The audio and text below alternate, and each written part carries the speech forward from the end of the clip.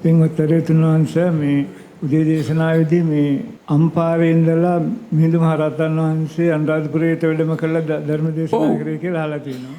ආරංචි නෙමෙයි ඒක ඇත්ත. ඒක පරම සත්‍ය. එතකොට දැන් මිහිඳු හාමුදුරුවෝ අනුරාධපුරයට ගිහිල්ලා ආපහු ආව මේ අම්පාරේ රජගහනුව.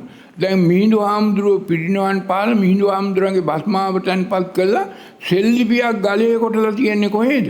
අම්පාරේ අද රජගල තියෙන තැන. ඔව් එතකොට මට ප්‍රශ්න තියෙන්නේ මේ මොකද්ද ප්‍රශ්නේ? මේ මම අහලා තියෙනවා මේ මිහිඳු මහ රහතන් වහන්සේ අශෝක අධිරාජ්‍යයේ පුතෙක් කියලා. අශෝක අධිරාජ්‍ය ඔව් අශෝක කියලා රජ කෙනෙක් ලංකාවේ හිටියා.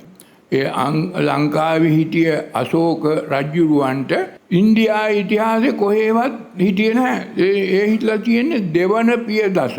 දෙවියන්ට ප්‍රිය වූ 16ක් තමයි හිටියේ. තේරුණා මේ ලංකාවේ මිනිස්සු පස්සේ කාලෙක මේ බොහොම පස්සේ කාලෙක මේ ඉන්දියාවෙන් ඉඳන් ආවේ කියලා හදාගත්තා. මේ බුද්ධ ආගම ගෙනාවේ ඉන්දියාවේ. බුද්ධ ධර්මය බුද්ධ දහම මේ හෙළවීමේ උපන් දහමක්. ඉන්දියාවේ දහමක් තිබුණේ ඉන්දියාවේ ආගමක්. ආගම ගෙනාවේ ලංකාවට ඉන්දියාවේ. දහම තිබුණේ හෙළවීමේ. දහම උපන්නේ බුදුන් උපන්නේ සියලු බුදුවරු බුද්ධත්වයට පත් වෙන්නේ සියලු බෝසත්වරු බුද්ධත්වයට පත් වෙන්නේ මේ හෙළවීමේ වෙන කොහෙවත් ලෝකේ කොහෙවත් නැන්න බෑ. පූජාවලිය තියෙනවා 107 පිටුවල ඒව පරදේශ. මේක ප්‍රතිරූප දේශේ. මේක නිසා බුදුවරුන්ට උපදින්න බෑ.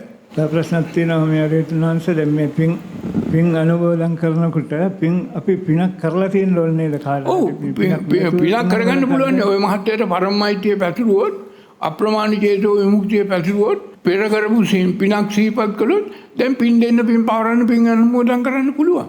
හැබැයි තරහෙන් වෛරයෙන් ක්‍රෝධයෙන් ඊර්ෂ්‍යාවෙන් රාගයෙන් මෝහෙන් පින් අනුමෝදන් කරන්න බෑ.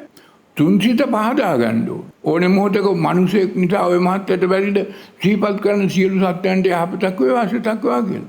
ඒක පරමයිතිය. ඒ පරමයිතියෙන් හිත පහදාගෙන පින් දෙන්න පුළුවන්. කුසලයක් බාටපත් කරගන්න පුළුවන්. පින් අනුමෝදන් කරන්න පුළුවන්. ඔවන්සේ නිරෝගී සුවපත්. ඒක මිනිසෙකුට විතරක් කරන්න පුළුවන් ලොකු ශක්තියක්.